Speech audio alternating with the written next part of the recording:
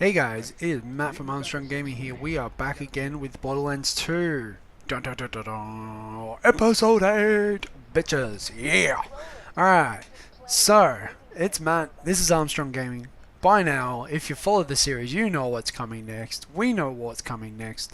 We're traveling along to Sanctuary to review some of the little bits and pieces that we had.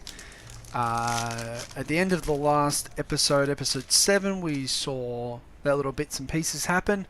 I'm going to talk over it this time, but basically, this is our introduction to Mordecai and Bloodwing. We're going to, and also Tiny Tina maybe. Tiny Tina maybe, I hope so. She's fun. I want to say yes. Yes, maybe. We'll get to it. So anyway, Roland gives us the next part of the mission, which is to go and do what we do best, which is mess around with stuff. I pick up the side quests from Lilith just because, what the hell, why not? Not really worth doing. Like, I'm not gonna do them.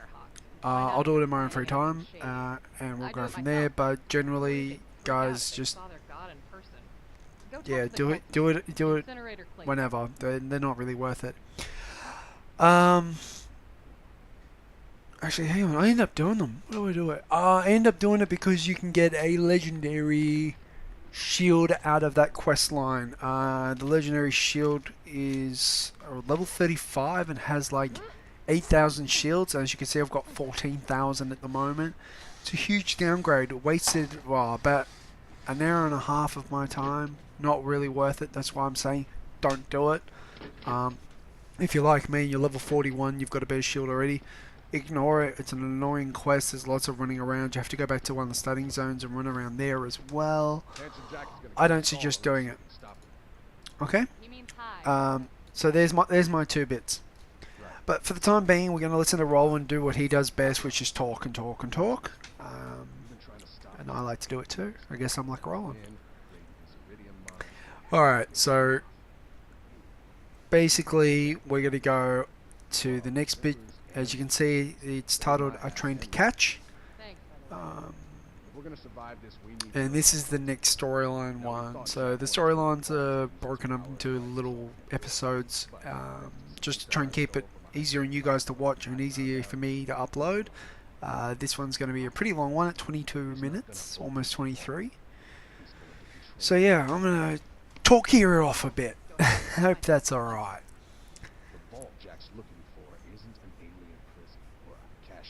Alright, so this is... Oh, I've been talking over this bit of storyline.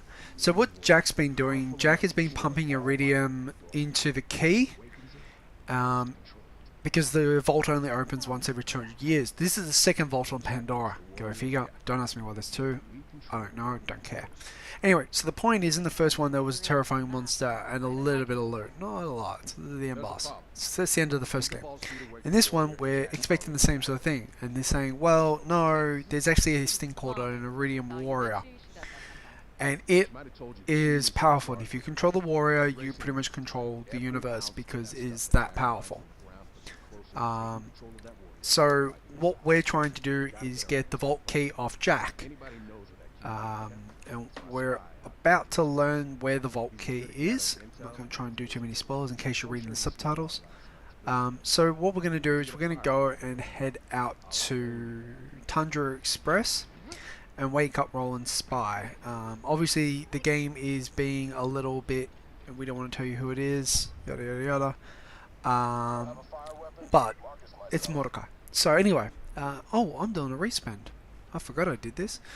So just going down this, as you can see, all the points from the skill mods from my legendary science mod. So I'm not putting a lot of points into them. Put a couple points in here and there. 1 more into there. Get to the next level. Go straight into Helios, which does damage based on what's it called? Phase locking. Doesn't explode fire explosion, which is what that blast radius is. So I put a few ranks into that. Cloud kill, which is when you whenever you deal shot damage, leaves an acid cloud behind, which is really good. With that and Helios in mind, it means you've always got access to fire damage for when you need flash, and acid damage whenever you're dealing against armored enemies. And then Light Phoenix does the same thing as well, which is really nice. So we pump that at max, put that at max, and I didn't put the rest in Helios because I wanted to try and get down to Convergence, which is in the middle of tier 3.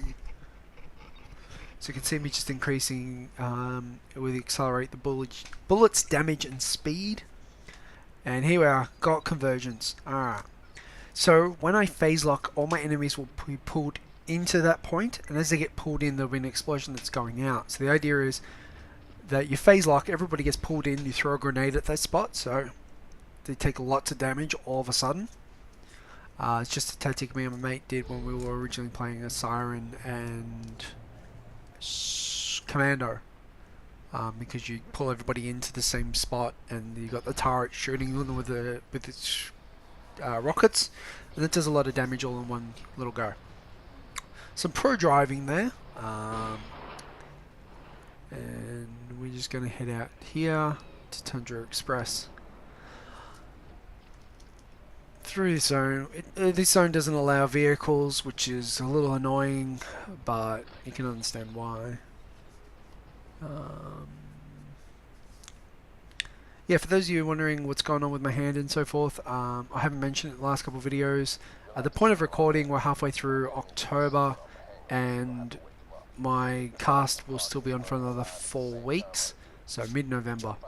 So about that point, you'll start to see a bit more funky videos and from me trying to do a little bit more. So here's how I raise the Spy. You need to ignite 3 Varkids simultaneously. If you don't know what that means, it means all at the same time.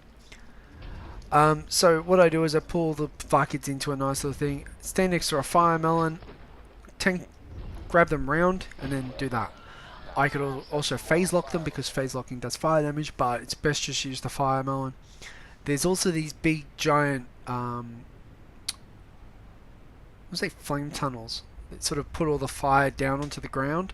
That'll do you a hell of a lot of damage as well, so I would not suggest doing it, but you're welcome to try it like that if you like. So angry. So the Varkids wake up our drunk friend Mordecai, and we're gonna go and speak to him, I believe, or he tells us to go speak to Tiny Tina. Where is it? Alright, so the Varkids also go into these little pods, and they become badasses, as you can see, if you let them. Don't. You get a lot of experience actually for stopping them in their transformation pod. So there's a little pro tip there for a little bit of experience farming. You don't kill them, but you do some damage to 1 or 2 of them, and then they'll go into their pods, and then blow them up inside their pods. If you're doing one of the other quests later on, it's a side quest for Hammerlot, I believe, where you got to do an injector pod. Yeah, have fun with that. It's one of the ones you need to do the odd slappy farming, so you should do it. I don't think you get a lot for it. Alright, cool. We've been told to go see Tina. Cool. Not sure if you get too much for that quest, but old slappy farming is worth it in terms of experience and the possibility of a legendary shotgun.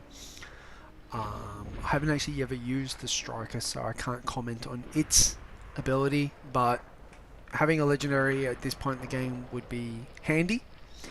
Very much worth it. Cool, and you can see conversion. Oh, you couldn't see it then. Conversions would just pull them back towards the original person who was being exploded by my Siren ability. Alright, so we're gonna go meet Tina. As far as most of the internet's concerned, Tina's one of the best characters that ever be produced in the Borderlands series. She's a psychopathic little teenage girl who loves using explosives. She's crazy, yo. I'm not gonna try and talk over her bits. If you want to see her bits, you can just YouTube and type in the best of Tiny Tina, and you'll see all her funny one-liners and everything like that. And she is one of the best characters there is.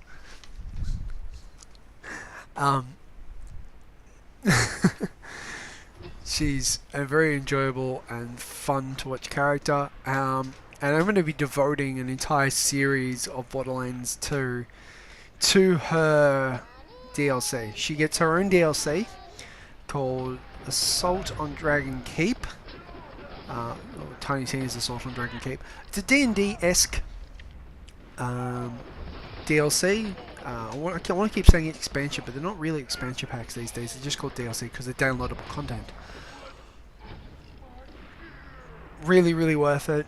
If you're tossing up which one you want to buy and you haven't got a lot of money, Tiny Tina's Assault on Dragon Keep, by far the best. Here we go. Let's watch Tiny Tina's intro. All around the cactus plant, the stalker chased a bandit. The stalker thought 'twas all in fun.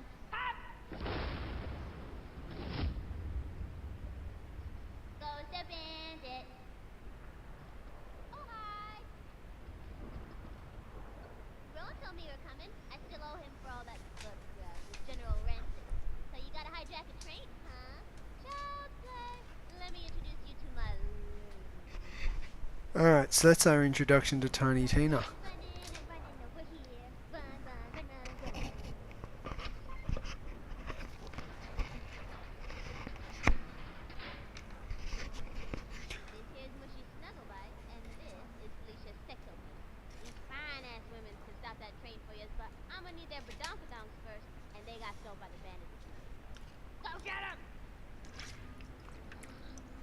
And here she is faking sleeping.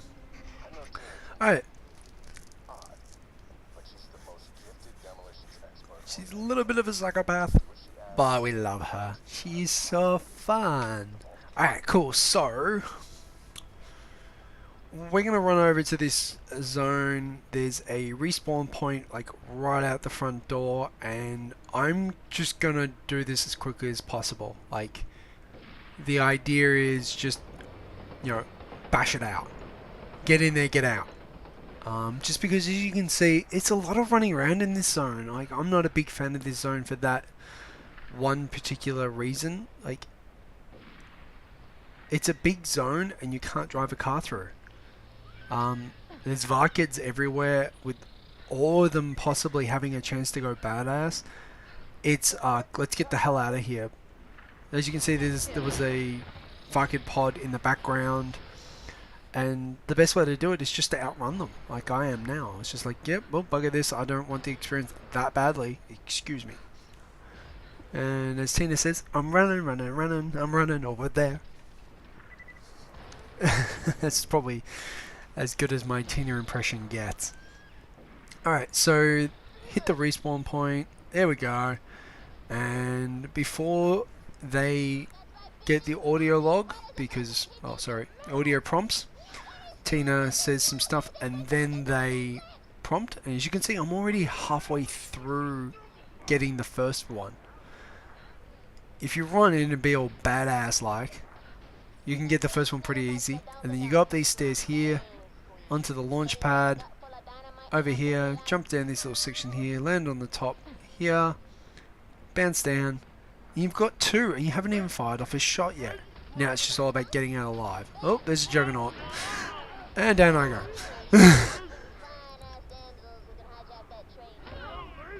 Alright, so I hope you're reading some of the subtitles from Tina.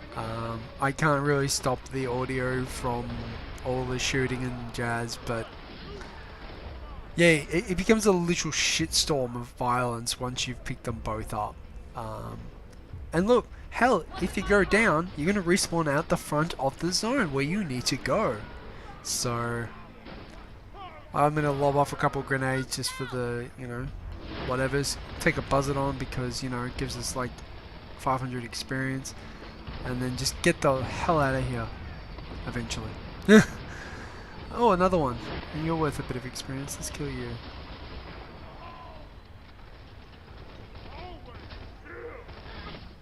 You can see me there just doing a couple of pot shots just to take on off the guy's head, which I don't manage to do before going down. Oh no, I got it. Yeah, you see he's raging. Might as well kill him because he's so close. Where'd he go? Oh no, I'm down. Doesn't matter. I'm going to spawn like right next to my corpse.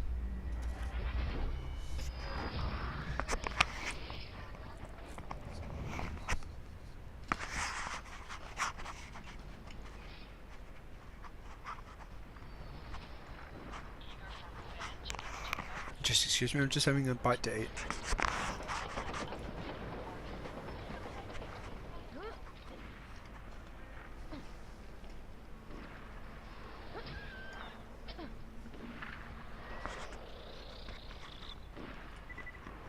Enough.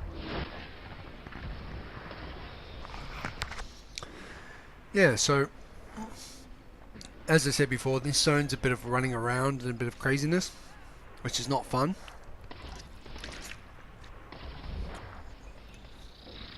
And you can see the pods in the background and everything. There you go, 1,300 experience for the pod. The Varkids are giving me a couple hundred. So it's always worth, you know, taking on the pod and just killing it. Especially with the Siren's power, it's just like, well, I can't lift you up, therefore I do a whole bunch of extra damage to you. Bam, it's dead. Experience. Yeah, blow your cooldown, get experience. Cool, I'll take that every day of the week. Cool, so back to Tiny Tina. I'm going to let her talk through her a little bit so you can enjoy it. Have fun. Awesome. Just a second. This gonna be. So you need to back out of her spot, otherwise she tells you to get out as well. Because it needs to be able to shut the door. I'm a little teapot, bloody and cut. Here is my handle, here is my butt. Whoops. Put a little bomb in the hot ass sandstone, blow stuff up and make people die. Oh damn, you looking good, lady. Let's get to work. So, let's pick up the twin sisters. Take 'em. Put my damn Alright, and as soon as you pick those up, you saw above her head a little exclamation point. And you can see it on the minimap as well. She is now available to give you optional quests, some of which are kind of fun, a little crazy, and very enjoyable, and will also give you access to a pistol that has corrosive damage on it, which, if you don't have a corrosive weapon at this point in the game, you will need one to take on Wilhelm. He is an armored foe. Corrosive just makes it a lot easier. I've said this before and I'll say it again, just so that way nobody is unprepared for it. I've accidentally deleted or had corrupted the Wilhelm fight. I need to re-record it and it'll be tacked onto the end of the next video, which is, yeah, the next video, not this one. So episode 9 will have it and it'll be tacked onto the end, so there'll be one of those things that you just see the fight happen or something like that. I don't know. I think I should be able to just edit it in, but you'll see my level jump from like level 41 to 50 back to 41, and I want people to be aware that that's going to happen because I need to actually go back and farm him for the video.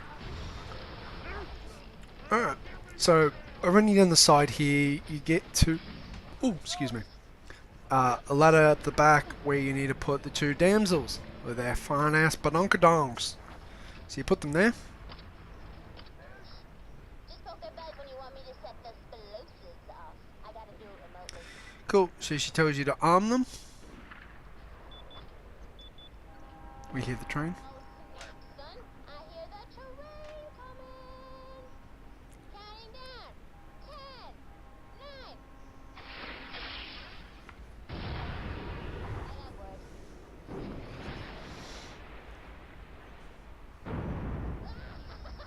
Banana baby!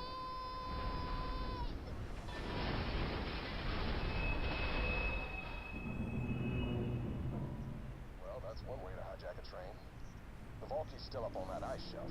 Better climb that wreckage. to Cool, get there. so jump down, climb up the wreckage. To the train.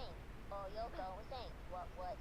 That's a bad tongue I read. Alright, so this clears us into the next zone.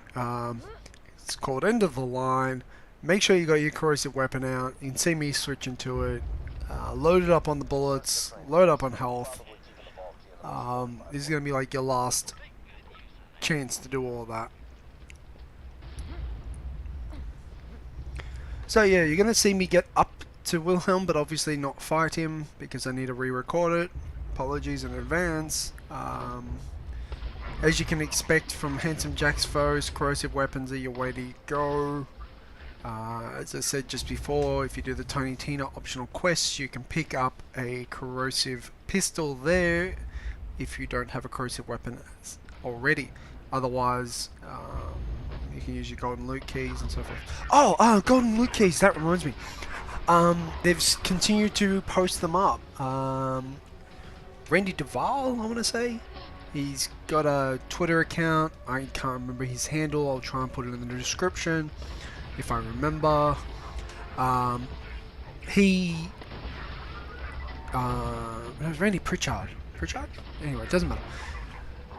You can find him through the Borderlands 2 site on Twitter. He puts up all the Borderlands codes. He started putting up the pre-sequel codes. It's up as of today, and you can start adding those in, as well as Borderlands 2. He's put up 5 keys for Borderlands 2 and 1 for Borderlands pre-sequel. So it looks like they're going to continue to support the Borderlands pre-sequel loot. So in that case, I will also be continuing to support it through my videos. I had enough to get me to max level or thereabouts, or max level whatever I have with my DLC. So yeah, we'll just play it as is. There should be a loot video coming up. They're pretty short, as you can expect. There's only so much you can say about looting. Alright, so here's the end of the video. I hope you've enjoyed it. Subscribe, all that jazz. See you next time, guys. Take care of yourselves and everyone else. See ya.